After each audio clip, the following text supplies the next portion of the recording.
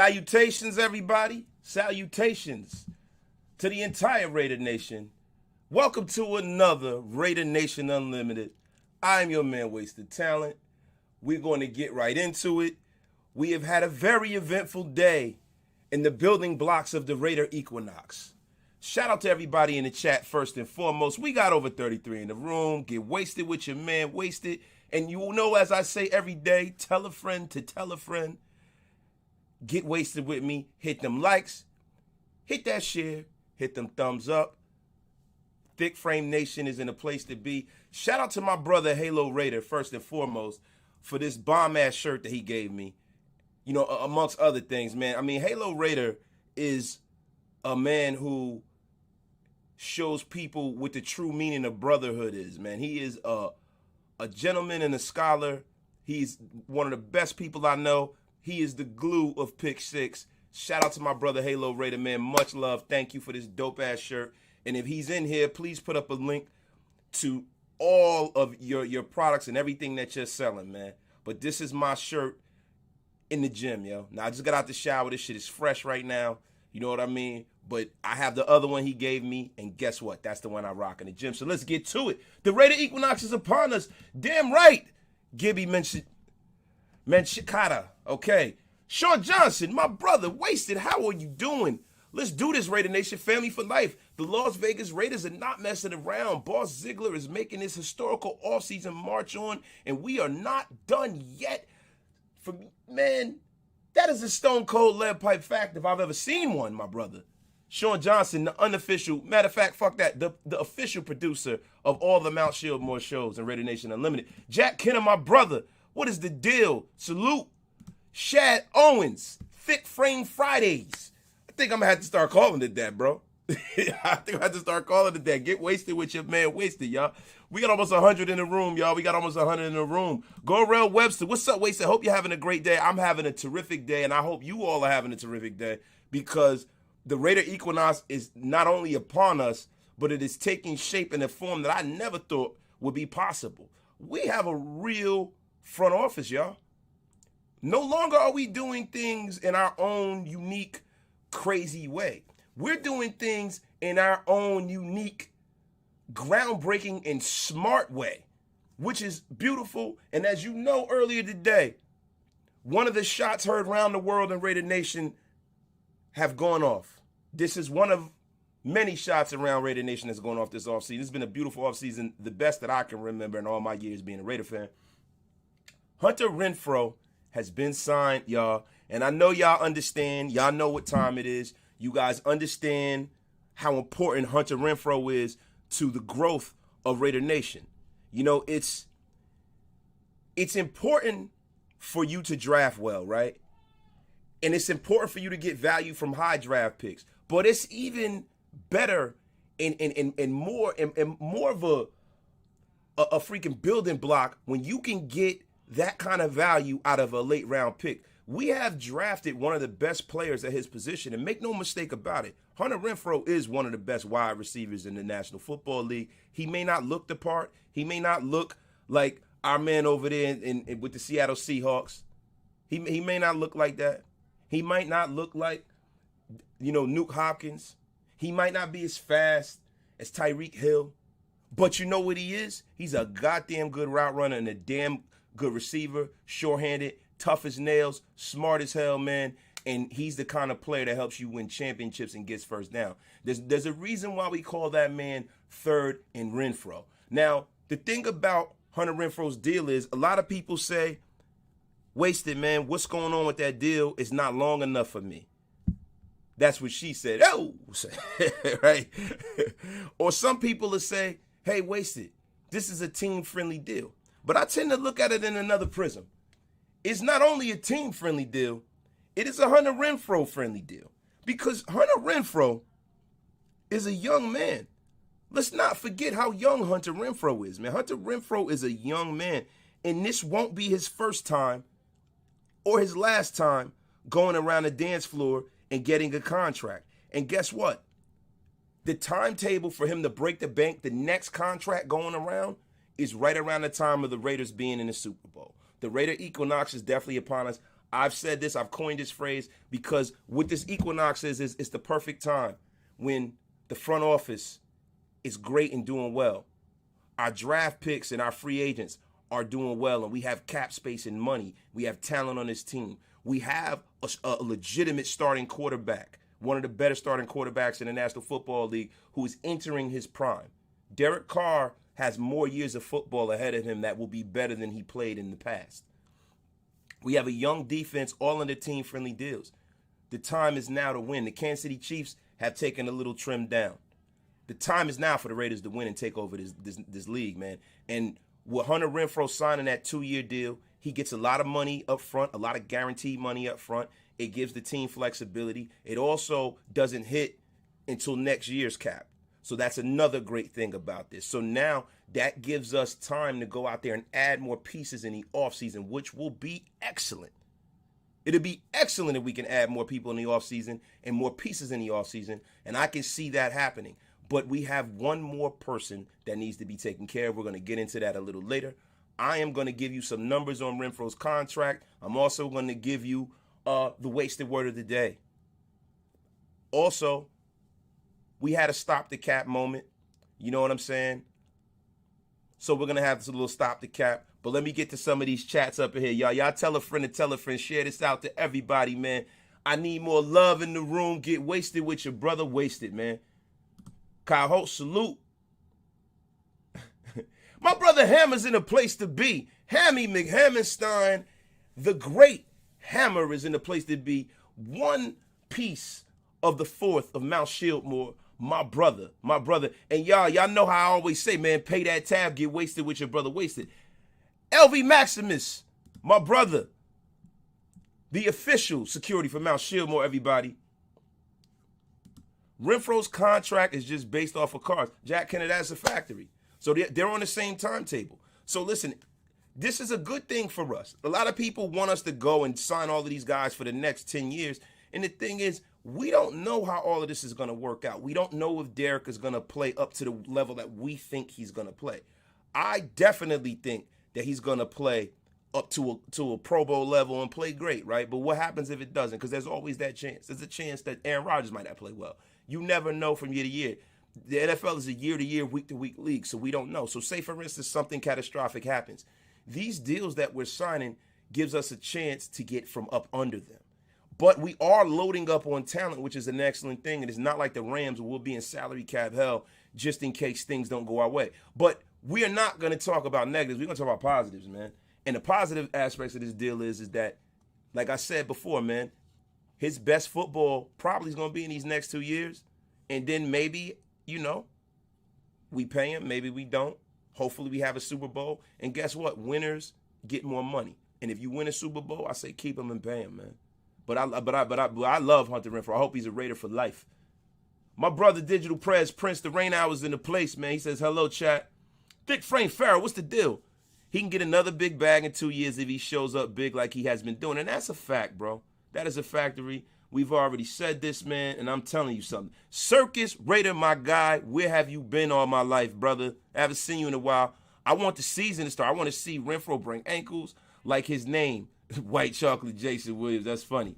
My opinion, Waller is next. And as you can see from the thumbnail, Darren Waller is the last piece to the Raider Equinox. Because, to be honest with you, there's another, great player that we have on his offense.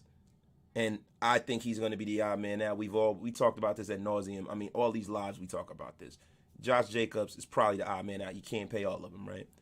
So Darren Waller has to be the guy you pay. And a lot of people will say, no, Josh Jacobs, I love Josh. Listen, we can't fall in love with not mediocrity, because Josh Jacobs is not mediocre by any stretch of the imagination. But what we can't think is that Josh Jacobs is Adrian Peterson. We can't think that Josh Jacobs, and we're going to talk into the present tense, can't think he's King Henry. We can't think he's Taylor. You know what I'm saying? I don't think he's as good as Joe Mixon. It's a couple of running backs. I don't think he's as good as Chubb at all. You know what I mean? So Josh Jacobs is a top, middle of the road, top 11 running back. And that's a great thing. But the way Josh Jacobs is on our team is, and the way that we run all of these different running backs, he has even less value to us, right? So the thing is, he's the guy that's got to be the odd man out, as opposed to Darren Waller, who is a guy who's probably third at his position right now. Now, Kyle Pitts is going to come for that this year. Kyle Pitts is a little different, man. So it's going to be between Darren Waller and your man George Kittle Skittles to battle it out, and Travis Kelce sitting on a mountaintop, right? Darren Waller maybe can be the number one tight end in football. So you got to get Darren Waller. There are not a lot of Darren Wallers growing on trees. I think it's easier to replace Josh Jacobs than it will be to replace Darren Waller. And I think that we might have drafted Josh Jacobs a replacement 3 times over this offseason, y'all. We got over 100 in the room.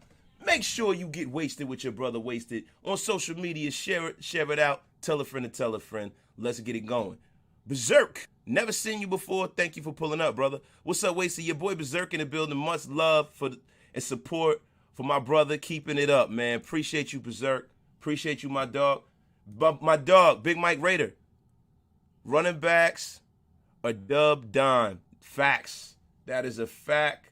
Stone cold lead pipe fact, my brother. LV Maximus. Thank you. Mr. Davis is spending the money.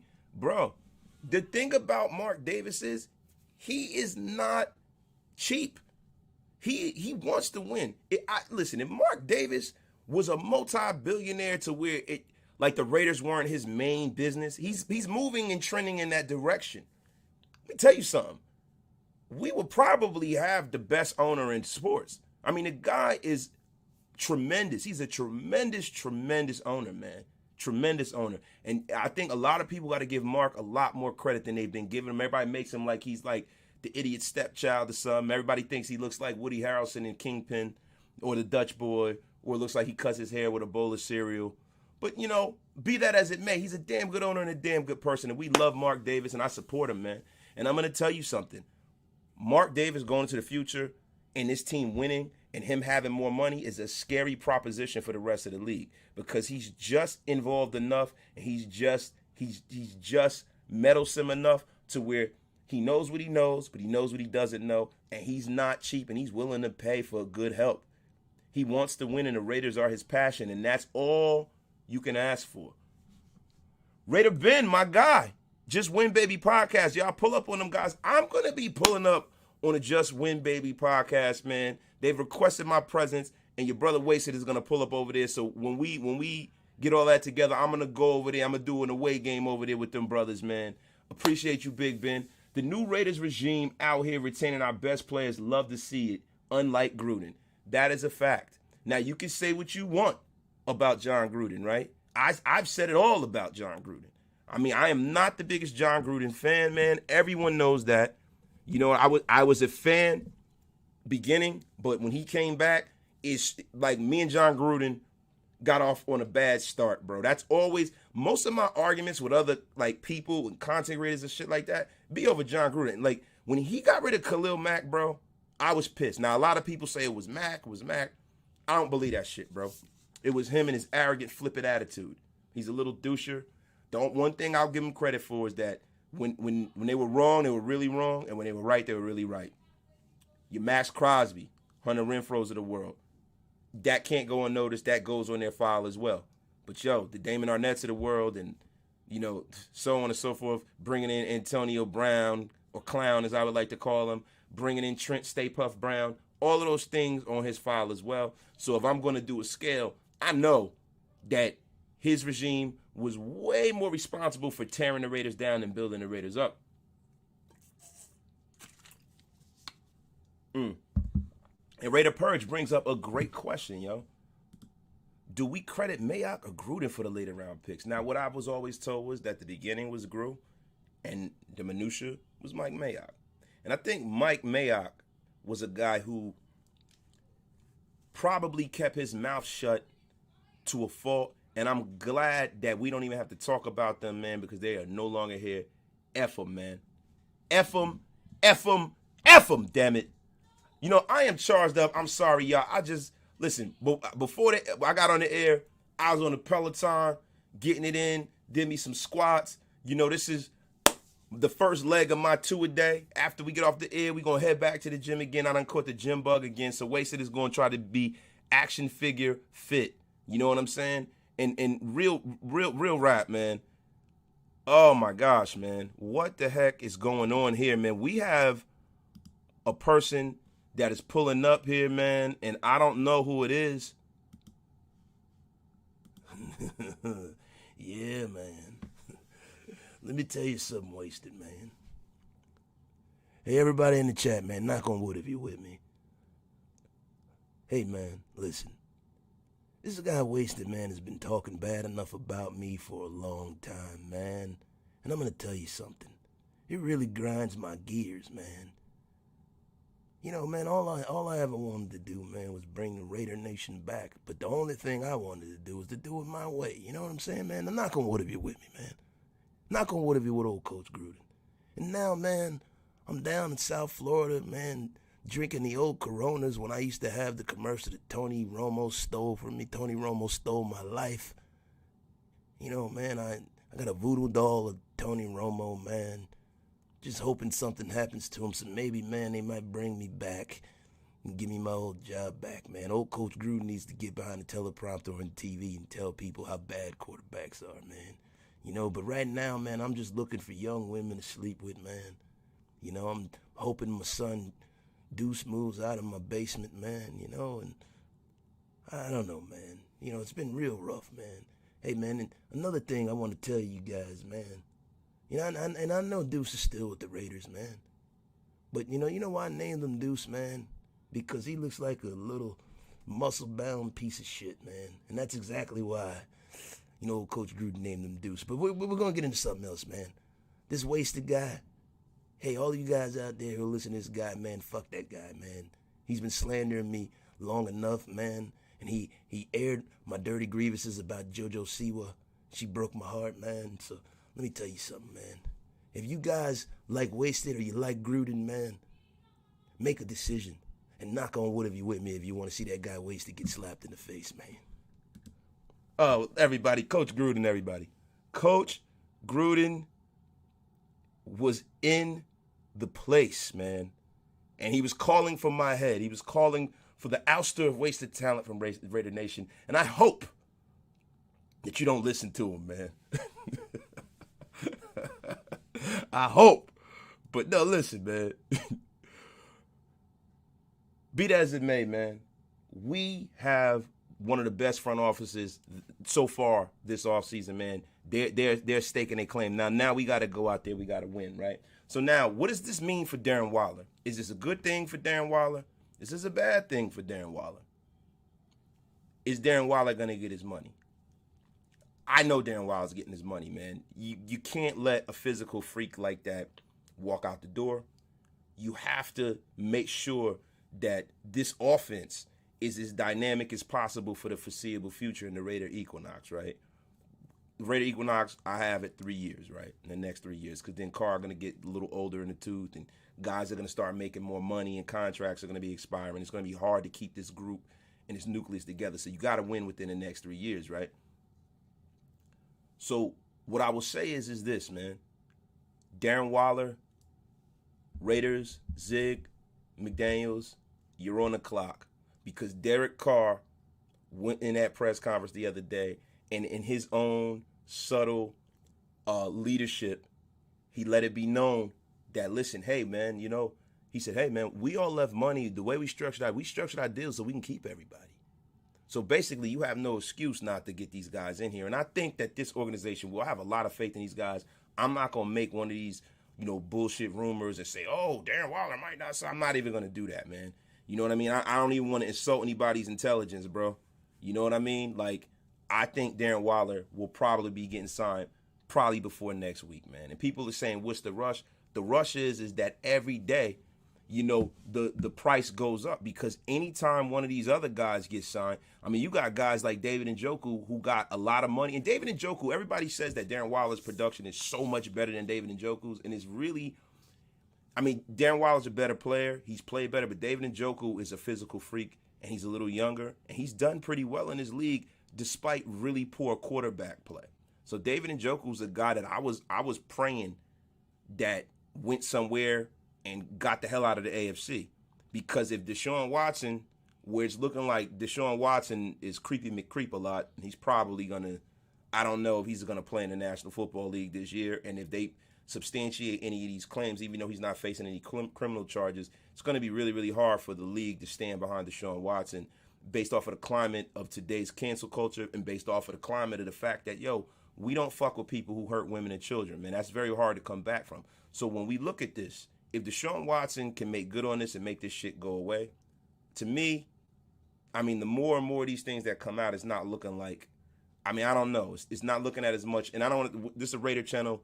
We don't give a shit about Deshaun Watson, but we got to look at this in an AFC perspective, right? If Deshaun Watson plays with that kid is going to light it up, right? So we got to look at that from that perspective. So the Browns were smart in locking that kid up. But Darren Waller is going to look at that guy's contract. He's going to be like, wait a minute. I'm fucking Darren Waller here, man. And I know I'm a little long in the tooth, but you got to give me my money, man. And that's probably going to happen, right? So we got to get Darren signed before someone else comes to the dance floor. You know what I'm saying, guys? Let me get to some of these comments, man, because I've been running off at the mouth, man. Kyle Holt. Darren Waller is definitely getting paid. He's an important piece to the puzzle. That's a factory. At Wasted. Look it over the cap of 2023. It hasn't been updated with Renfrow's contract. Yeah, man, but dude, it just happened. So we got to wait for that, right? Wait a minute. We got to pay some bills here. Rated for life. Wasted. What do I think of Jack Del Rio? I was going to get into that, right? Since you asked. I think that Jack Del Rio is a guy who, he has certain beliefs, right? He's entitled to what he believes, but he has to understand that the court of public opinion is very, very strong. And he has to, there's a certain blind spot that we have in this country based off of what culture that we come from. You know what I'm saying? So a lot of the times, we can, I don't like to throw the word racism around with a guy that I don't personally know, right? But what I do think about Jack Del Rio is he's a bit tone deaf. And I think that the fact that he's been in the National Football League and he's been around other coaches his whole career and he's coached other men, that he has to do a little better job of understanding what exactly took place, what exactly has been taking place in this country. He needs to kind of see the forest from the trees. Now, when you have people that are that immersed in their job, I don't think that a lot of these guys have the kind of foresight and insight into what the rest of the world is. I mean, you're around millionaires and shit all the time, right? You're around football people all the time. You spend probably 16 hours a day doing your job at the low end if you're a good coach. If you're a bad coach, you're only there for 16 hours, right? So I don't want to call Jack Del Rio racist, but what I will call Jack Del Rio is a guy that's a bit out of touch. He's an older guy. He's a guy who, has certain beliefs based off of what his station is in life and how he grew up. And I think that he needs to really, really rethink how he goes about his business, because there were undertones of what happened when the Raiders decided to take a knee in Washington that year. And Jack Del Rio was against it. And it seemed like from that point on, he lost the team, right? So you got to, you listen, you can't go hide with the sheep and to go hunt with the wolves. You got to pick which one you are, a wolf or a sheep. Jack Del Rio needs not ever talk about anything that is pertaining to the culture of this country. He needs to stick to football, because what he really needs to know is he needs to know that was a lot more than the dust up, whichever side of the argument you sit on. He needs to understand that. And he needs to know that there are a lot of people that feel strongly about it on both ends, and that's probably one of them toxic subjects he probably should have stayed away from. But, that's my piece on it. I'm not going to condemn Jack Del Rio in a way. Like me, I always like to keep a balanced look at things like this when we talk about all of this, because I'm a very understanding guy. I understand that people, when you're in a certain world, what you lack is perspective. You know what I mean? That's how it is most of the time. Most people lack perspective. You know what I mean? But you know what? The way the media is taking the piece of this, God damn it, he gonna get some real perspective now. He gonna get some real perspective now, but it couldn't have happened to a nicer guy, man. Fuck Jack Del Rio. You know what I mean? Fuck him. He ain't a Raider no more. We ain't got to deal with that. And you know what I mean? And that's pretty much the end of it, right? Hey, brother, I appreciate the donation, brother. You know, and everybody out there, man, if you want to get anything up there, yo, hit that like, hit that sub, send a super if you want to get your stuff highlighted. I really appreciate it, man. Wait, now here we go. LV Maximus, I'm just worried about Walmart spending money like the Rams. Listen, LV, you got to understand something. The owner of the Rams is married to another Walmart heir. So that's Walmart money too, bro. There's already Walmart money up and down the National Football League. The difference is how you spend that money, who's in charge over there, who's coaching them. You can spend as much money as you want, man. Remember when Daniel Snyder came into the National Football League? He was spending money, man. He was spending money like a coke weasel. He was spending money like a Las Vegas hooker gives away tail. You know what I mean? And he got nothing out of it. He barely even got a division title out of it when he first came in the National Football League. He was up there meddling, getting involved, signing guys based off of the back of their baseball card or their football card when they were totally over the hill. So we've seen this movie before. It all depends on how this man comes into the league. Now, he comes into this league humble and lets a football man make football decisions, i.e. Jerry Jones when he had Jimmy Johnson. Hey, man, we could be in not a little trouble, because I have a lot of faith in the people we have specifically running this organization, because they come from a culture where they don't always have to have the big name free agent. They don't always have to go get the big ticket guy. They go get the right guy. And that's the reason why when we don't get certain people, like when the Honey Badger situation happened, it's a lot of this shit that's going on this offseason. I've been cool with it because I know that they have a specific vision in mind. And when you can feel that calm over an organization, when you know that they have a real plan and they have real reasons and they're not running hot and cold off of emotion like the previous, regime had, I'm cool with it. As long as you get it right. You don't even got to get it right. You got to get it somewhere in the middle, right? So if somebody that you let pass go to another team, you know what? As long as the guy that you brought in is not terrible and he fills that position, he plays at a starting good quality level, like i.e. Deron Harmon, a closer. I don't know how he's going to play. There's a lot of other guys we can have back there. But what I know is they're comfortable with him. I know he plays at a coherent level at safety. And I know he's not going to be terrible. This is what, and nobody knows, right? But listen, I bet my last dollar that Harmon is going to be solid where he is if he's the guy that starts back there. Raider Ben, how many players did we draft that was solid, that we let leave or we traded? So many. Feels good to finally keep our guys. It sure does. And it feels good to build up a rapport and a relationship with Raider players, because all of those great Raiders that we revere, we wear their jerseys. We get excited when we see them. We talk about them having front office positions with the Raiders when they were not really qualified. There are a lot of Raiders, man, that we revere and we love, man, right? But those guys are getting older. They're dying off, and that shit is far in the rear view, right? And the only great Raider that I can think of in the last, 15, 20 years is Charles Woodson. Like, truly great Hall of Fame Raider, right? And the thing that makes me sick is that Charles Woodson didn't win a championship here with us. And the fact that he thought enough of this organization to come back and try it and give it another go with a young quarterback was a beautiful thing, man. And I always loved Charles Woodson for that. He's one of my top 3 favorite players of all time because of that. But all of them Hall of Fame players, the Tim Browns of the world, man, Tim Brown got drafted a long time ago, man, in the 80s. And played in the 90s and had a lot of great years in the 90s and into the 2000s. But that's a long time ago, man. All of those great Raiders, that is a long, long time ago, bro. And in between, the mid-2000s and to now, there have not been a lot of great homegrown Raiders. And it's a good thing that in 10 years, we might look back. Hunter Renfrow might own every record in the Raider record book.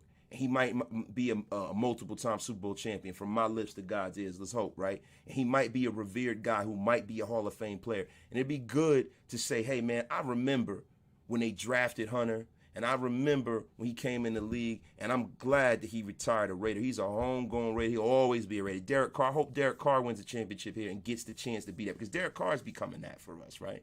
Hope Darren Waller can be one of those reclamation stories. This is what I'm hoping, man, and it's a great, great thing to see this kind of stuff happen. So I hope, man, to be honest with you, I try not to get too emotional with players, but guys like Hunter Renfrow, man, that have the kind of heart that he does and the brain and the way he plays the game, man, I hope he's a Raider for life, man. I really sincerely do, man. Jersey boy, Raider Bethia, my guy, blessed to you and your family, big homie. My guy, man, yo, I'm so glad you pulled up, bro. I ain't seen you in a while, man. It's good to see you pull up, man. Uh-oh. Not the mayor of Raider Nation, my brother, Doc ENT, y'all. Shaq Gang is in the place to be, y'all. Now listen, man, we got to go back up here. We got some more. M85, my guy, that's right. Develop and pay our own. The most beautifulest thing in the world, as Keith Murray would say, is developing and paying your own players. Big Mike Raider, Chargers ownership having a conflict. Seems to be headhunting season for some of these NFL owners. Thoughts? I don't know, the ins and outs of it, because, really, to be honest with you, doing this, I really primarily pay attention to the Raiders. It's not like before I was doing this where I can kind of, tune in and out and get everything. Thing is this, whatever conflict that happened, I hope it sinks their entire organization into the abyss of the ocean. F the Chargers and F everything they stand for. We coming for it this year, baby. Yeah, y'all already know, man. Wait, Raider LG. LeBron James wants to own an NBA team in Las Vegas. Thoughts? That would be a great thing, and it'd be a great thing to see a brother like LeBron James own that team. I'm a big LeBron fan. LeBron's probably one of my favorite players ever, even though he kills the Knicks. He never played for the Knicks. I just love Bron because Bron's built different, man. He come from nothing. And, when I speak about built different, the other half of the Built Different show, Doc ENT, my brother's in the place to be, we got to lock that down. We need another episode of Built Different. Everybody in the chat, if y'all want to see another episode of Built Different, do me a favor.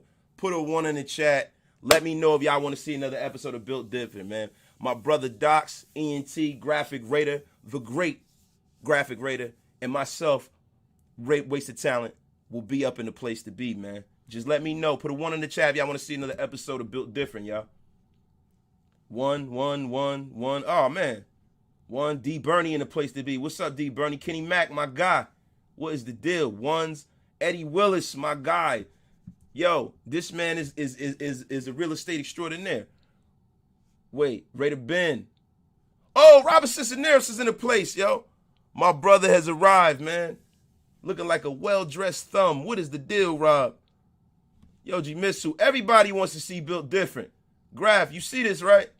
Graph, if you still in the place to be, you see this, right? Built Different is Built Different. We need to do another one of those. Tito, my guy. Ziegler is doing what Gruden should have done when he first got here. Keep the talent that's already here instead of shipping them out because they're not, quote-unquote, your guys. He should have never traded Mack and Cooper. Brother, I'm going to be honest with you. Coop, I could have did without Coop. Khalil Mack, you just don't trade. That's just my thing. I would have loved Khalil Mack to retire Raider too. I thought that we were turning the corner. We're going to have some homegrown guys that become legends in the silver and the black and not go somewhere else and win. But you know what? Coop never seemed like he bought into the situation here, and Coop just don't got that dog in him, man. I'm cool on Coop, man. You can't have a wide receiver that ain't got that dog in him. See, the thing about Hunter Renfrow, yeah, he might not be demonstrative. He might not be a big guy. He might not be a physical freak of nature, but I know the one thing you got to have to play at the size that he is be a damn dog.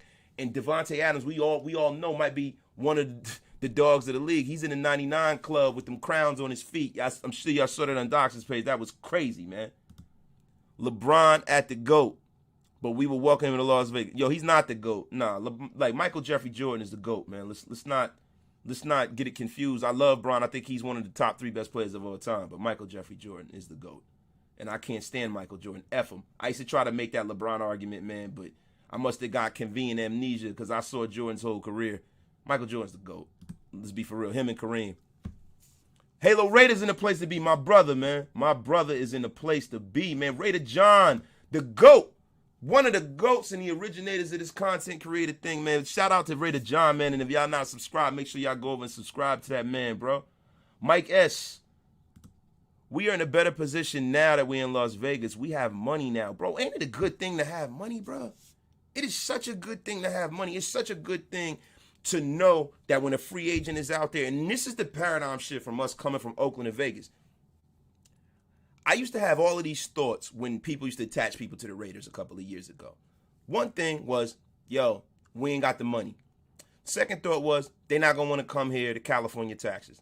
The third thing, they're not going to want to come here and play in a baseball field for the beginning of the season. The fourth thing was, they're not going to want to come here because our facilities are antiquated and screwed up. And then the fifth thing was, they're not going to want to come here because we don't have anything that's going in the right direction. It's not like there's nothing that they can hang their hat on. And that changed once they drafted Derek Carr and Khalil Mack. There was a building block. There was a foundation that was laid. And now, you know, you kind of were like, all right, who's going to be? All right, it's Mack. It's Gabe. You know what I'm saying? It's Derek. All right, they got Coop. Hopefully he can be a piece. Hopefully. It looks like, I don't know. With the foundation we have laid now, we know that we have a solid foundation right now, even without Darren Waller being signed. We know that the foreseeable future looks infinitely better than it did previously, y'all. And you know, there's some things that we need to break down here, right? So look, Raider contracts that are settled right now. Derek Carr, 3 years, 121. Tay Adams, 5 years, 140. Max the Condor Crosby, and some I didn't bring him up, and I'm a defensive guy. I can't believe that. $98 million. Chandler Jones, 3 years, right in line with the Equinox, $51 million. You know, and he is a pass rushing aficionado and also a savant. And Hunter, high stakes Renfrow, 2 years, $32 million, right? So over $440 million in max commitments to 5 players. Man, if that's not saying that our owner wants to win, I don't know what the hell does, man. That is a beautiful, beautiful thing. And this front office, man, is out here doing their numbers. And they do it with a proficiency, which is the wasted word of the day, everybody. They do it with a proficiency that we have not seen since the original New England Patriots or Andy Reid. The state of being proficient, skill and expertness, proficiency. We know what proficiency is, but that is the wasted word of the day, everybody.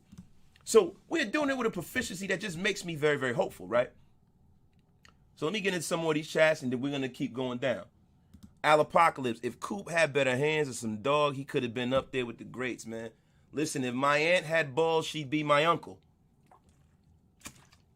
Fact remains, he doesn't. You know, so F him. Where did I get that shirt from, Name and Watch? And I'm glad you asked. I got it from the incomparable Halo Raider. God dependent. Halo Raider made this. This is his brand. If Halo Raider's in the chat, because I know he is, please, if you got a link or a website, put that up. If not, I'll find a way where you can get some of these, man. But this is Halo Raider's brand. He made it for your brother, and we love him. He is the glue of Pick 6. Halo Raider, y'all. Raider Ben, he's soft as Charmin toilet paper. That's what some people say, right? Y'all are tweaking, man. Raider Dangerfield. I haven't seen this from the Raiders in over 3 decades. Raider Dangerfield, bro, that is a stone cold lead pipe fact, man. And the fact that you can go back 3 decades, I got to salute to you, man. I got to salute to all the OG Raider fans, man. Salute to that brother, man. I still feel we need to wait for Perriman. His talent has never been an issue. It's his health. He's got to stay healthy before we drop the bag. Raider Ben, you're ruining the show. I got to pace myself here, man. I got to get past an hour here, brother. Come on, man. Shout out to Raider Ben, yo. Alex Jacone, Waller's up next. This front office has been proficient in getting and keeping their guys. That is a damn stone cold lead pipe fact, right? Cool T, cool T. Look at that. Halo, that's fire. God dependent. Halo, you see the masses. Listen, the thick frame merch is coming, everybody. I've been dragging my feet because I wanted to look a certain way, but guess what? I'm just gonna drop it. Kyle Hope, God is looking down upon us and watching every move, no doubt. That is a fact, brother. That is a fact. Nah, I'm messing with you, my brother. I'm messing with you. Yo, Prez, what you dropping in my chat, bro? Raider Resistance? Go check out the new Instagram for your Raider content. And we were supporting content creators such as Mount Shieldmore. Okay. All right. I approve. Prez, you got to let me know when you just be dropping links in here, bro. Listen, man, listen, we can't just be attaching. Listen, let me tell you something about me, right? I don't just attach my name to just anybody, bro. I don't let people use this platform for just anybody, right? You got to be solid. You got to be a good person. You got to be somebody I believe in, right, personally. So make sure, just such as yourself, Digital Prez, you know, wasted ain't on no high horse, but I got to make sure that I'm not pushing forward guys that are not solid, man. We all about what's solid in Mount Shieldmore, brother. Jack Kenner.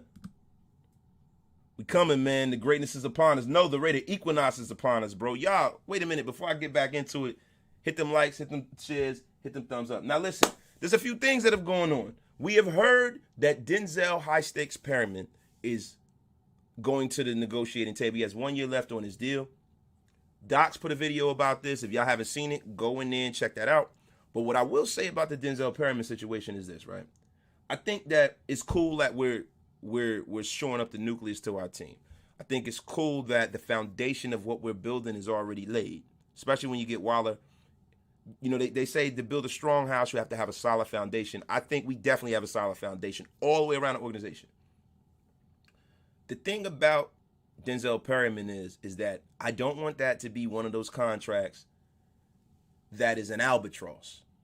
And that should have been the wasted word of the day. But I do not want any albatross contracts if they are going to give him some more money because he played his ass off last year, right?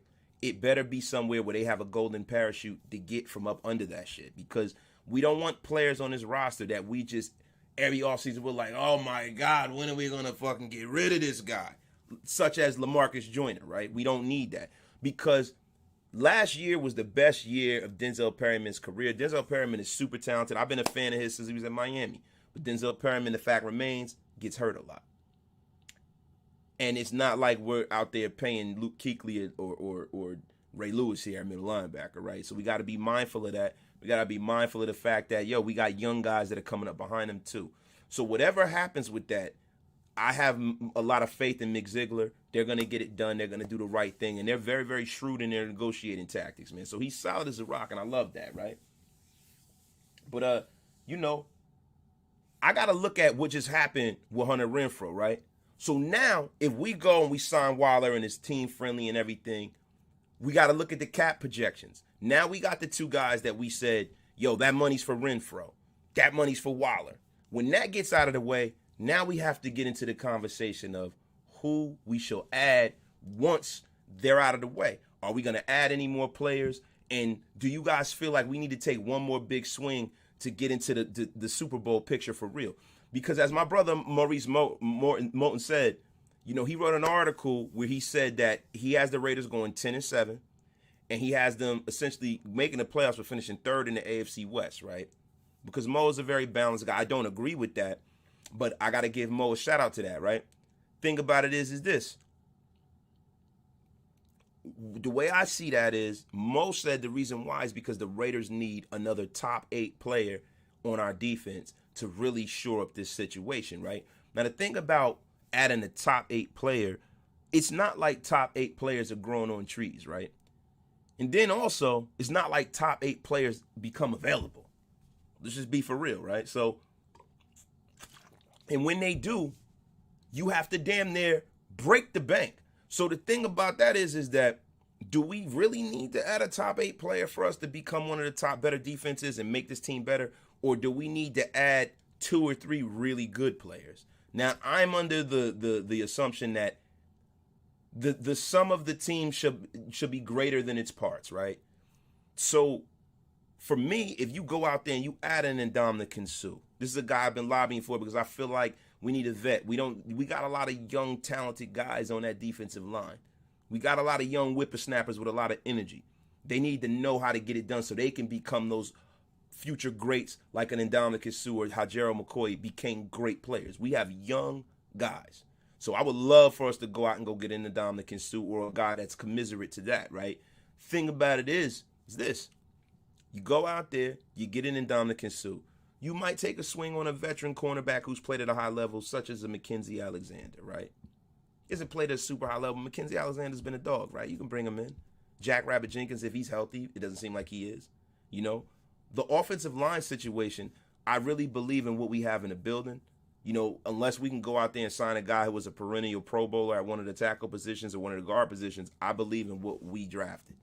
And I believe in what we're doing in this building. So if they haven't gone out and made a move, we know that this organization is 100% committed to keeping Derek Carr clean, keeping Derek Carr happy, and keeping Derek Carr upright so we can win. So they wouldn't go out there and penny pinch on Derek Carr. They haven't done that the whole offseason. Everything they've done is to remove the obstacles from in front of Derek Carr. Everything they've done. This whole offseason has been about Derek Carr, right? If you really look at it, even the moves that were made on the defensive side of the football. What is the best way to go and shore up a team is to have a team that can get you the football back, who can have a team who on 3rd and long can rush that quarterback and get you good field position, who can have a team to create turnovers. What's one of the best ways to create turnovers? Constant pressure on a quarterback. As Al Davis once said, the quarterback must go down, and he must go down hard. And that's what we've made a commitment to. We have Chandler Jones, one of the best pass rushers in the history of this league. And I'm going to say that he is.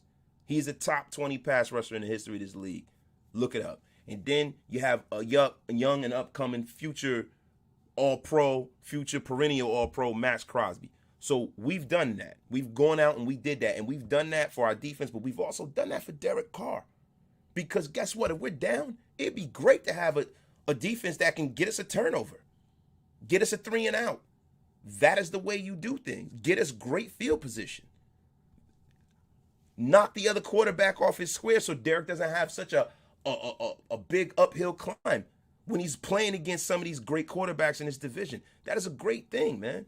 And then we've gone out and get him the best wide receiver in football. We got him his security blanket. We're going to sign his other security blanket. We went out and got Keelan Cole, a sneaky, good, under-the-radar signing, man.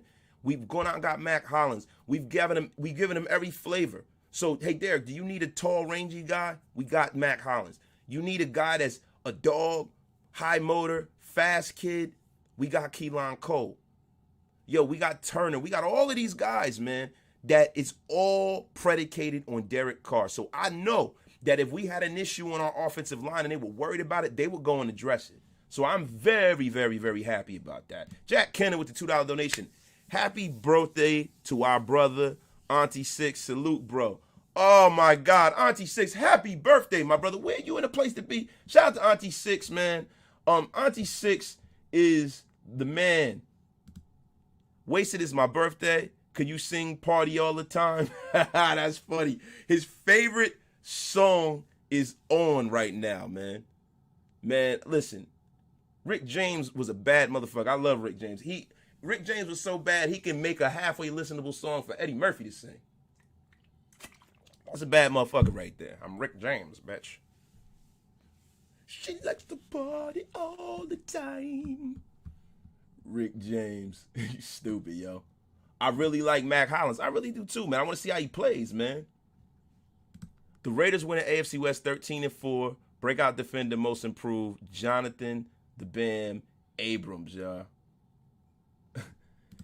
Evie Smash, I am in agreement with all you just said, man. I appreciate that, man. I love when people are in agree with me. But if you're not in agree with me, that's cool too, man, because that's what makes the channel cool, bro. Happy birthday, Auntie Six. My guy. Chandler was a major player, but he obviously was a component. Oh, Chandler. The Raiders are the team he needed to sign to. Okay. Chandler is a major sign to me as well, Toby. Oh, definitely, bro. Definitely. Chandler Jones, man, is one of the moves that, yo, nobody can question, bro, because he's already paying dividends with his relationship with Max Crosby and the rest of these young pass rushers on his roster, man. So that was a fucking excellent move getting this guy in here, man. All right, Wasted. I post on your community. Have a good night. I'll see you next time. Peace, brother. I'm out. My brother, thank you for pulling up on me, man. Listen, also today, you want to talk about a signing that is under the radar, a signing that I'm upset that nobody's talked about? Neil Thick Frame Farrell was signed today. He's in a place to be. I mean, my God, how can this go unnoticed, man? This is the Thick Frame Nation, y'all.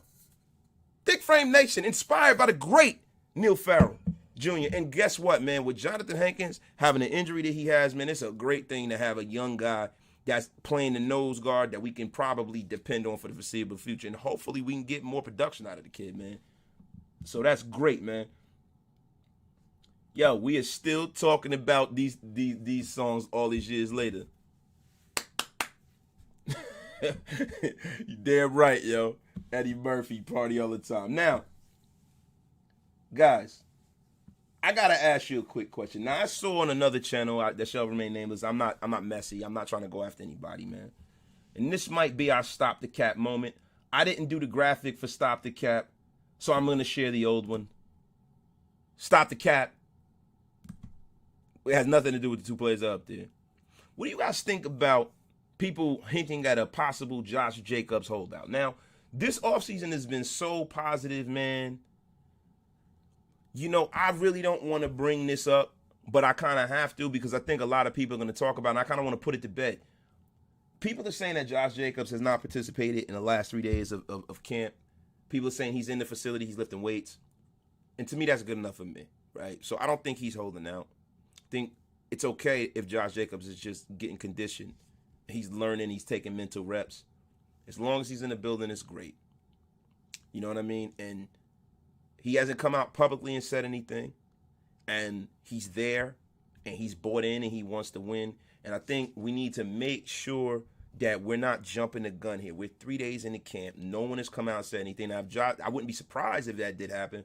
But let's not put the negativity into the world. My brother Doc said something the other day that was very, very poignant. We don't want to be a toxic, negative fan base. And, you know, being a content creator for the Raider Nation, we got to curate the attitude in the Raider Nation, right?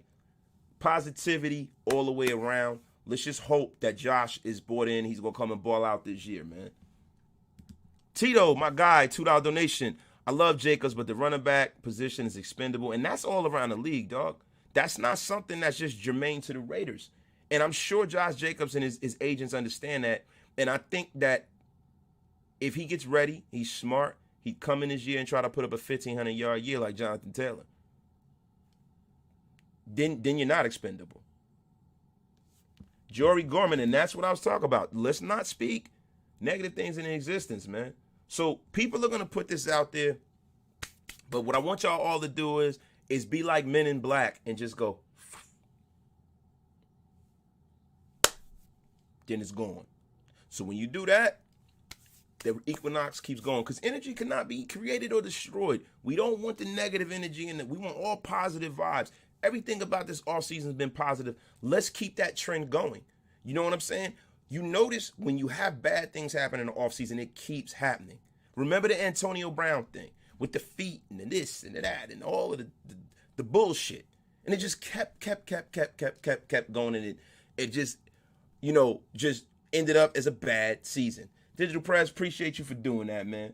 But listen, man, Josh will be there. If he's, listen, and JJ is good if he knows that he is part of a committee. I mean, listen, he'd have to be Stevie Wonder not to see he's part of a committee. They drafted fucking and brought in 3 young running backs.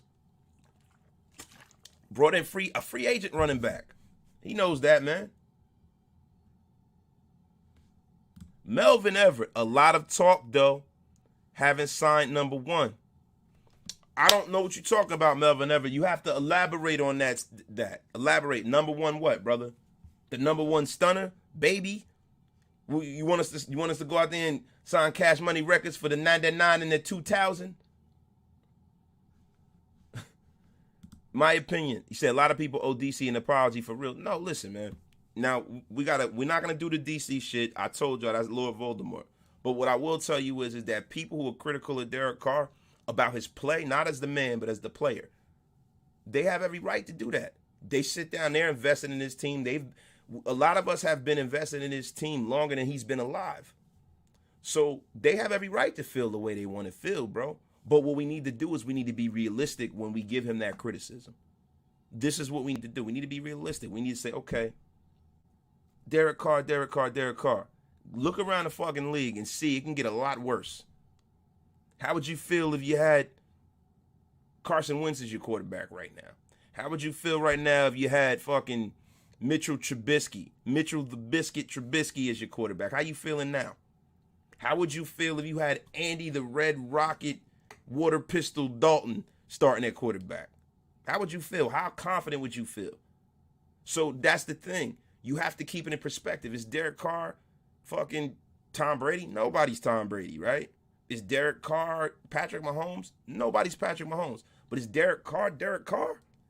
Hell yeah. And is that good enough to win a Super Bowl?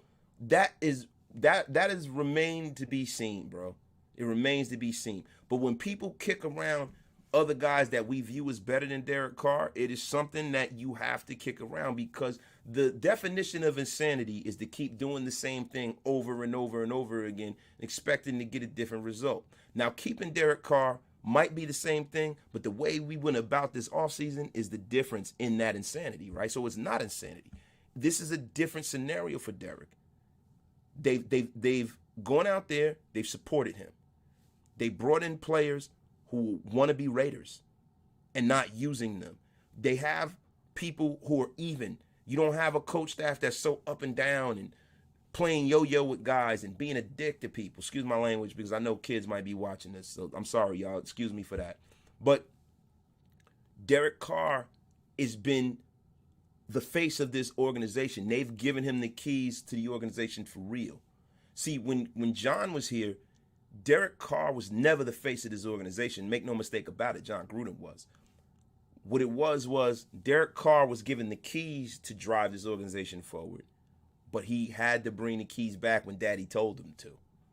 Now this is Derek's team, and it's the first time that that's happened in his career, and not the first time, but in the last few years, and it's a great thing because now he's ready more so than ever. So guys, listen, we'll give Derek Carr his apology fully when he goes out there and he wins a Super Bowl. You know, let's just be for real here, because he got it all now. So let's go see what goes on. Wait a minute. He said Dak Prescott. Yeah. 35 TD, 7 interceptions, only 2 fumbles. Get you the hate of purgatory. Number 1, we hasn't signed anyone. Not Sue Fuller. It's nice as veteran DBs out there, etc., etc. We have holes. And we haven't signed anyone since June 1st. Money. We got nothing done. Bro, what are you talking about? Melvin Everett, you must be outside of your mind, bro. You got to be trolling to say something like that, man. You got to be trolling, bro. It's amazing that you feel that strongly about that, bro. It is amazing, bro. It's unbelievable, bro. You say we got nothing done? You got to be out of your goddamn, you got to be outside of your goddamn mind, bro. You got to be outside of your mind, bro, to feel like we got nothing done, bro. How could you say that? And I don't know if you have a straight face now, or if you're laughing at me right now. I don't know, because I can't see you, bro. But I cannot believe that you can actually say something like that, bro. Come on, man. Listen, and Boosie Badass said it the best, man. He said it the best. Come on, man. Come on. I'm going to say it again for you. I'm going to say it again for you, man. What DBs are you talking about? You act like Deion Sanders is out there on a scrap heap, bro. Are you crazy, bro? They went out there and signed everybody in our organization that we should have signed. They signed Chandler Jones, all these guys. You talking about June 1st? They got to have money, bro. And yo, June 1st was what, like 7th? What is it, the 10th? I mean, give me a fucking break, bro. Camp hasn't started yet. Preseason hasn't started yet. There are other people that are going to be cut. You need to fucking relax, bro. That's the negativity and the psychosis I'm talking about. That is sickness that does not need to be in Raider Nation right now. And no disrespect, Melvin Everett. If you pulled up, I got respect for you. But this is how this shit works. It can't always be peaches and cream. It can't always be fucking rainbows and unicorn farts. Sometimes we got to get into it, bro. That's bullshit, bro. Cut that shit out, man. You tweaking, bro. Super tweaking, bro. Nicholas Raiders tweaking. Thank you, brother. Thank you. He's mad we haven't resolved Marcel Aitman. Reason, you stupid, yo. You stupid. Everett, Lock Yasin. Facts, bro. Facts. David Phillips. You got to forgive Raider fans. They not used to seeing so many good things happen in the offseason. Bro, Raider fans sometimes remind me, y'all ever see Talladega Nights? They remind me of Ricky Bobby's father and shit. Where everything was going good, he just had to do or say some bullshit. It's crazy. It's Christ, man. D. Bernie, freebasing. Tupac TV, y'all still doing the Four Horsemen? Bro, I can tell you haven't been pulling up on us. We have renamed ourselves Mount Shield Morrison, original name, you know, and we had to do that because, you know, we don't want to go out there, man, and fucking, you know, get sued by WCW because the things that we're doing now, man, may seem very, very small, you know, very, very not infantile, but very, very minute. But things are going to grow. And you got to make sure you protect the brand. So that's why we had to do that. Keelan Doss did get signed to the Giants today. What you talking about? He did? Who cares? F him. He's the preseason GOAT. He's no regular season GOAT. He can get the F out of here. He's a Giant now. F him. Do you guys not remember Andrew Walter, Josh McGann, Jamarcus Russell, Dante Culpepper, Aaron Brooks? Carr's the best QB we've had in years, and Carr we trust. Auntie, I fuck with that. I appreciate that, and I'm gonna be honest with you, bro. Jamarcus Russell wrote a article in the Players Tribune. I'm gonna be reacting to that. Got a reaction video coming out about that. I hope Jamarcus Russell reaches out back to my brothers. There's some things that are going on because I would like to talk to him in person. I would like to see one of my brothers talk to him in person. My brother, Docs. Bruh, how's anyone going to doubt the moves this organization has made? We were signing homegrown, proven talent and patching up areas that need to be patched up with solid depth. Raider John, see, that is because you are a rational fan.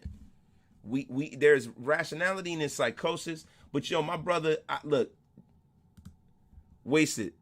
I'm your therapist. Don't fall for the okie doke. Facts, brother. Facts, man. Well, hold on. Nah, you brought up Aitman. I don't know why I throw the dots, but F them both. Pause. Yeah, Prez, I don't know, man. You taking this Prince thing a little too serious, bro. Relax with the... All right, we ain't gonna get into that. WWE owns that shit now. Vince will be on y'all's ass. I know that. And that's the reason why, you know, we all came to a collective and said, yo, we got to scrap that Four Horsemen shit, bro. Laughing my ass about it. Yo, some Raider fans are too comfortable with talking shit about the Raiders organization, but those fans, quote unquote, will be rooting for the Raiders when they are winning, shaking my head marks. That's how this shit goes. The root word of fan is fanatic, bro. Fanatical behavior swings both ways, bro. Sometimes you're delusionally, like, optimistic, and sometimes you're delusionally pessimistic. So it's two sides of the spectrum, right, bro? Raiders for life. Carr's never going to win a playoff. You Carr groupies are clueless and embarrassing. Raider for life, that take is clueless and embarrassing. Because for you to sit up here and say, with all of the moves that we made this year, that it's an impossibility that Carr will win a playoff game, how stupid do you sound, bro? Why even root for the team? Why even listen to any of this if that's what you think? Yo, there have been guys, Tim Tebow made it to the playoffs. You mean to tell me Derek Carr throwing for 4,000 or 5,000 yards every season, if he has talent around him and him throwing the fucking flotsam and jetsam, can't win a playoff game, dog? Bro, Raiders for life, man. You are delusional, and I think you might be trolling. You might be a fan of another team trying to make it spicy in here. And guess what, man? I'm here for it all the day, man. And listen, my brother Boosie Badass told you the best, brother. Come Get out of here with that bullshit, man. Cut it out. That F is wrong with you, man. If the Raiders were a UFC fighter, we've been grounding and pounding since March. He whack as F. Bro, just by virtue of the fact that you said grounding and pounding to another man, I will say to you, my brother, pause. Cut it, man. Wait, another bitter hater, man. They're not haters, bro. They got their opinion, bro. Listen, it's welcomed here. Top beats. It never makes sense to me that people who claim that they're Raider fans always have something negative to say. The very person that will help us take us to a Super Bowl. Bro, a lot of times, you know, some people are just negative like that. You got some people's mothers are negative like that. So, you know, it is what it is, man. Yo, he might be trolling talking that wild ish. Naaman Washington. He's definitely trolling, yo. Definitely. But I'm here for it, bro. We need it all, right? Just gonna act like our flawed team didn't barely lose to the AFC champs. That's another fact, bro. Cal, my brother, last good QB besides Carr, what the Raiders got from New York. Old moment. What you talking about? You talking about Haas? Talking about Rich Gannon? What are we talking about here, man? We are too smart for that ish. Not to mention not having a defense. Kamal Wilson, thank you, bro. It's a fact, man. Prayers to that man. Listen, we God dependent here, bro. You already know, Halo. Bringing the motherfucking ruckus. You gotta love it. Waste has been doing it. We're gonna keep that positive energy, y'all. Let's keep it up. The show's coming to a close pretty soon. Now, we got into Thick Frame Farrell. We got into our brother, Hunter Renfrow, getting his deal. We got into Darren Waller and what that might mean for him, and we know we're going to sign him. We're not going to trip on that. You know what I'm saying? We got into a lot of stuff, right? Now, what we're going to do on the way out is we're going to get into some camp news, y'all. We're going to get into some camp news, and we're going to talk about what's been going on in camp. Now, there have been rumors out of camp that, you know, Trayvon Mullen, as we know, is recovering from his surgery, so we can't really speak on him, right? Jarrett Stidham, sources are saying that Nick Mullins is clearly more talented. Bro, anybody with two set of working eyes knows that Jarrett Stidham is not exactly going to move the needle at quarterback. There are rumors that, you know, Stidham understands the offense but is still struggling to execute. So that means that's a talent situation right there. Somewhere along the line, there's a disconnect, because if you know the whole offense, you should be firing all cylinders, especially when you're in practice, right? So Jarrett Stidham is probably going to be a guy that gets cut, right? They say that John Simpson, you know what I mean, is the strongest guy on the team and everything, and, you know, he's doing okay. I'm hearing that. I'm hearing that Dylan Parham has been working at left guard. I'm hearing that Dylan Parham has been balling. Hearing that Dylan Parham is coming for somebody's job. They say that Jonathan Hankins and Bilal Nichols haven't been practicing. So that's something that we got to look at, man. And they're saying that the defensive tackles is the weakest unit so far. I got this off of another site, bro. I don't believe all of that, man. And listen, man. We got to look at what we're hearing out of camp. Now, we're hearing that our brother Alex Leatherwood is balling out. I'm hearing that Dylan Parham they're trying him as center and guard, and he's doing very well. And he's definitely he's going to take somebody's job, man. And I heard that, Alex Leatherwood is playing some inspired football, and they're very, very high on him. I think some of the potential cuts, and we can get into that really quick, and I'm going to get out of here. I hate to say it, but we might have some more cap space coming to us. Denzel Good hasn't played all offseason. Now, Denzel Good is a starter. He's been a high-level starter in this league, man. And Big Hank are two guys that I think that could be getting cut. We got too many young guys, man. And if Big Hank got that surgery and he hasn't been balling and they can't see a lot from this guy, the best thing to do is to roll with Thick Frame, Bilal Nichols, go get Sue, replace Hankins with Sue. Now, that ain't nothing but a combination. We ready to roll now, right? Kamal Wilson, you can't name one Super Bowl QB that didn't win a Super Bowl without a top 15 defense. And Carr has played for 8 years and never had a top 20 defense. Man, that's a factory, brother. How's Leatherwood looking? G-Town, my bro. I was just saying, I heard I heard Alex Leatherwood is playing inspired football. They've been playing him primarily at right tackle. They've moved him to guard because they're trying out everybody. They want everybody to be familiar with every position on the line because, we adjust from time to time, but it's looking like Alex Leatherwood is going to be our guy. So people that want us to sign Darren Williams, I don't think that's going to happen, and I hope it doesn't because Alex Leatherwood is a first-round pick. We got to see what we have in this man, and hopefully he doesn't get car killed. Wasted. You goats can't keep the 4 horsemen, but the WWE can have 2 NFL teams in their name for one tag team. In your opinion. Wait, Wasted, you goats keep 4 horsemen, but the WWE can have 2 NFL teams in their name for one tag team. What's your opinion?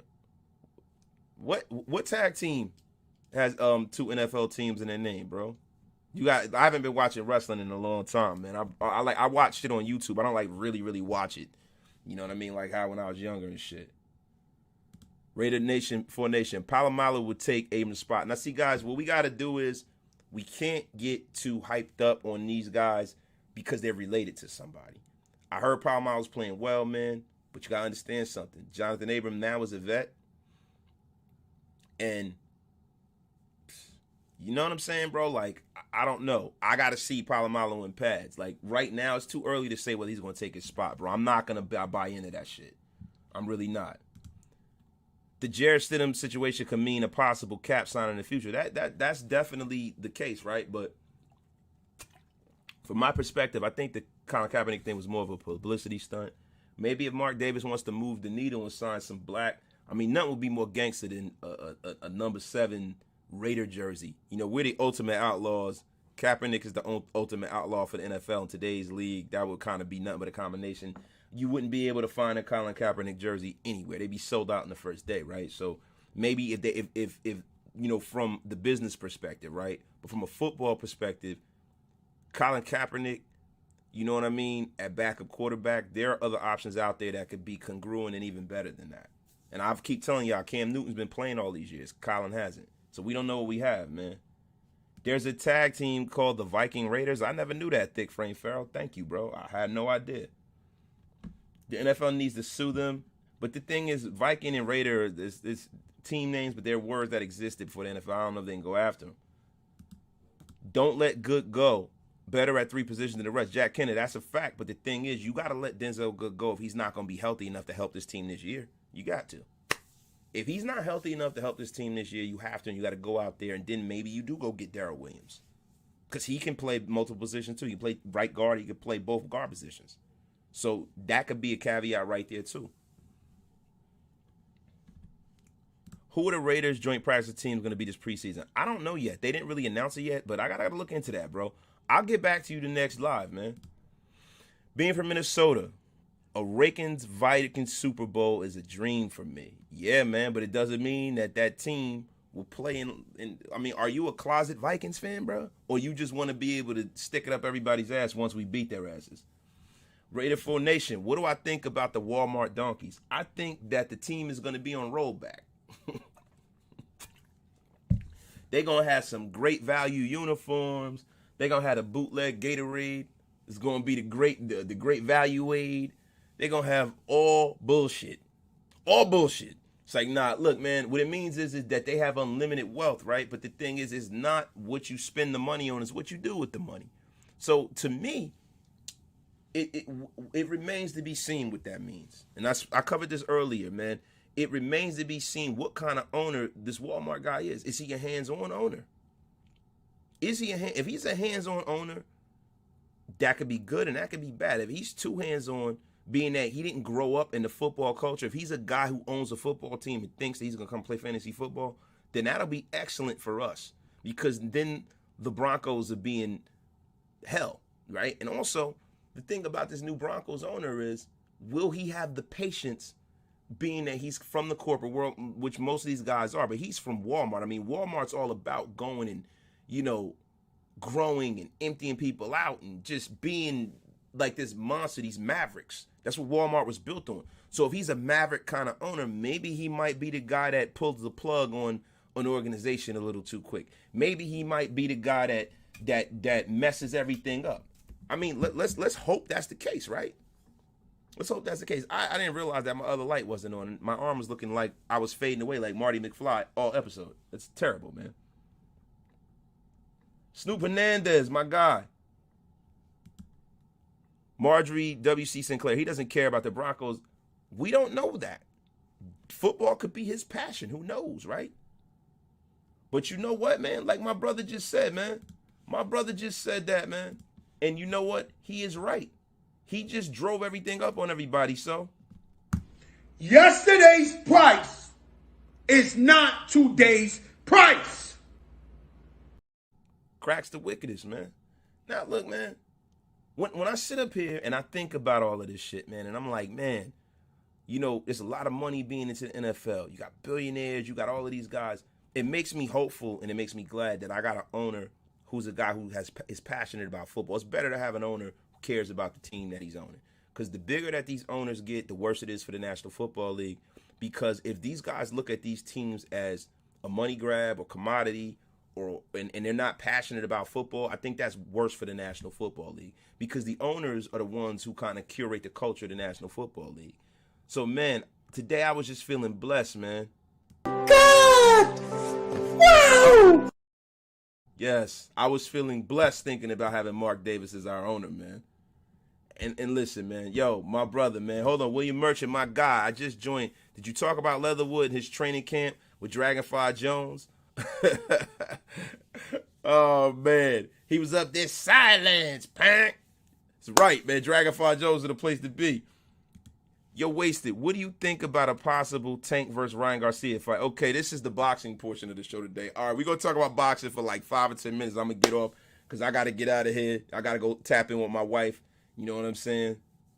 But what I think about a possible Tank versus Ryan Garcia fight is that Ryan Garcia know better. Ryan Garcia is a YouTuber, pretty much. He's a professional. He's a glorified YouTuber. He's a professional fighter. But Ryan Garcia don't want no smoke with Devin Haney. He don't want no smoke with Tank, especially. I think that Ryan Garcia will have a problem beating George Kambosos. I don't think he would beat George Kambosos because George Kambosos is a timing fighter. Ryan Garcia is fast, but the thing with him is he doesn't give you the angles and stuff like Devin Haney gave Kambosos. So what'll happen is Kambosos will, because like timing beats speed.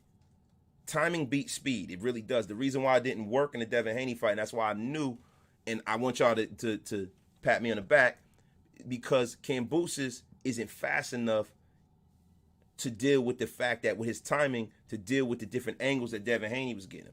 Devin Haney was in the pocket with him. Devin Haney was outside with him. Devin Haney was switching up. It's not a good fight. He's rangy. He can keep Kambosos on the outside. Ryan Garcia is just straight up, just speed. And a guy like Kambosos is a catch, and then pop, pop, catch, pop, pop. And then before you know it, he been undropped Ryan Garcia. Ryan Garcia know better than to fuck around with Gervonta Davis, bro. He doesn't box well enough to beat Gervonta Davis, bro. Tank would knock Ryan Garcia out within 6 rounds. You could take that shit to the bank, bro. Hey, wait, so remember those old Silver and Black Illustrated days? Only real Raider fans know. Yeah, bro, that's a long time. Silver and Black. Yo, you brought it back, yo. You brought it back. Whew. I can overlook a bad haircut, but not a bad person. David Phillips, my guy. Darth Vader Farm, facts. Tank would be a problem for. Tank would be the ending of Ryan Garcia. He would expose him. He'd expose him. Ryan Garcia, bro, needs to stop talking shit.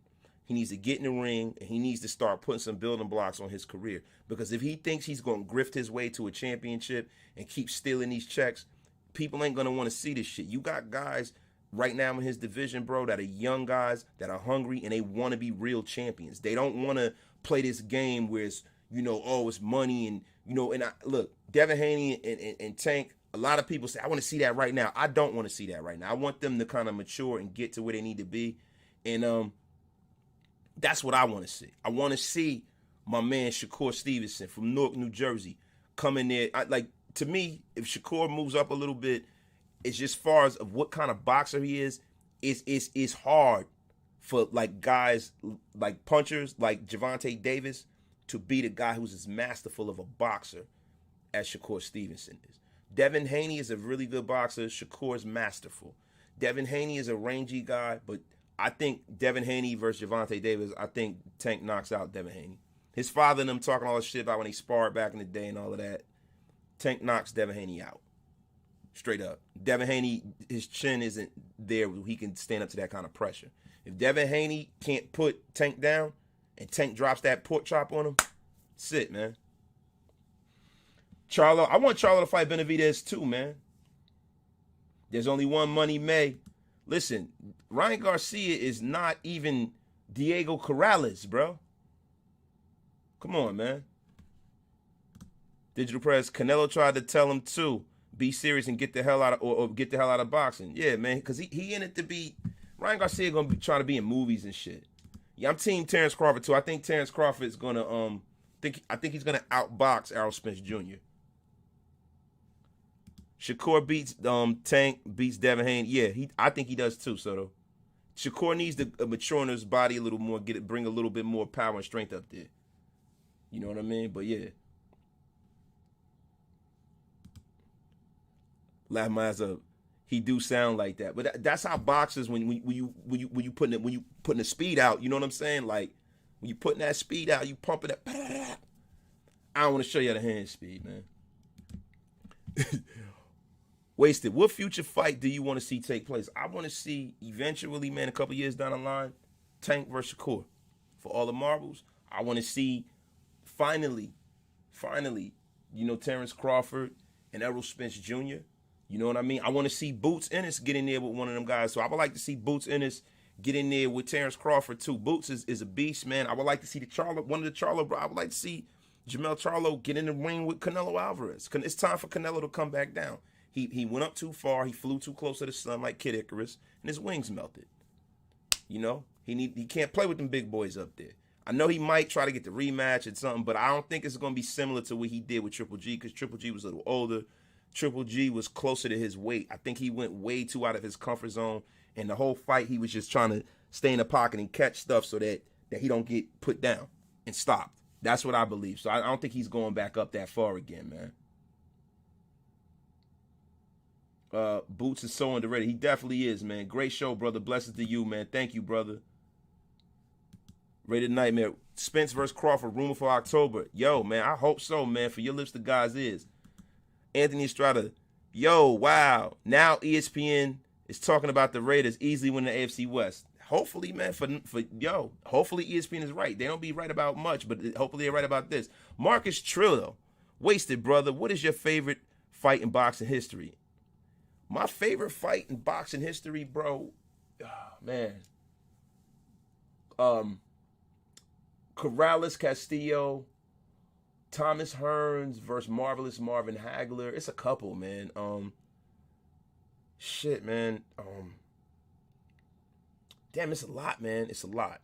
It's a lot of fights, man, that I've seen that were great fights, man. But the one Irish Mickey Ward versus Arturo Gotti too. That was a great fight. I loved the way that Floyd Mayweather took apart Canelo Alvarez. That was beautiful to watch too. Man, it's a lot, man. It's too hard to pick, man. That's like asking me who my favorite child is, man. I can't decide, man. I don't have a favorite, bro. Foreman versus Mora, nah, that wasn't really. You know, it was cool that it happened, but oh shit, Holyfield Bowe won. Great fight. Holyfield versus Bowe. Meldrick Taylor versus Julio Cesar Chavez is not one of my favorite fights. Man, that fight makes me sick, man. I wish Meldrick Taylor would have stayed away from Chavez, man. And the funny thing is, I used to think that fight was stopped prematurely and Richard Steele was on the take. But now, because they didn't have the technology that they had back in the day. I mean, that fight was on regular TV, too. Shout out to that, man. Having great fights on regular TV, right? Roy Jones versus James Toney wasn't a great fight either, man. You know, Roy Jones outclassed James Toney. James Toney came in there completely overweight. You know, he was going through things with his trainer and stuff. James Toney was not ready for that fight. And James Toney is one of the greatest fighters of all time.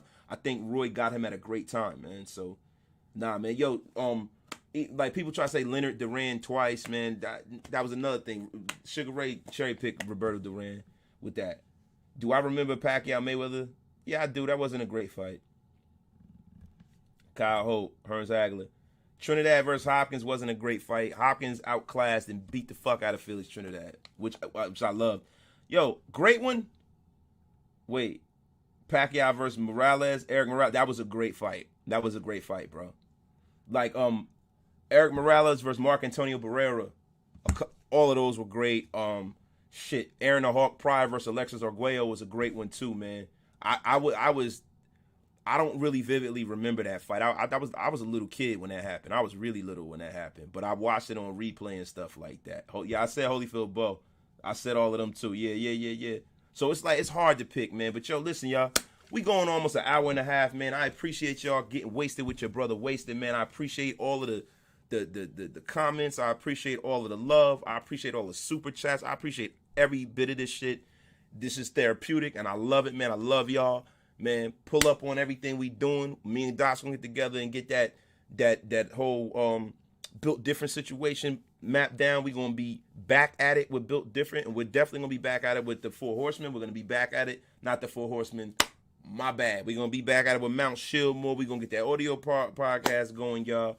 I appreciate y'all for pulling up on your brother Wasted. Tell a friend to tell a friend. If you're not a subscriber, hit that sub button, man. I need this channel to grow, man. I love all of y'all, man. Peace out. Have a great, great, and wonderful night, man. I will see all of y'all on the next trip.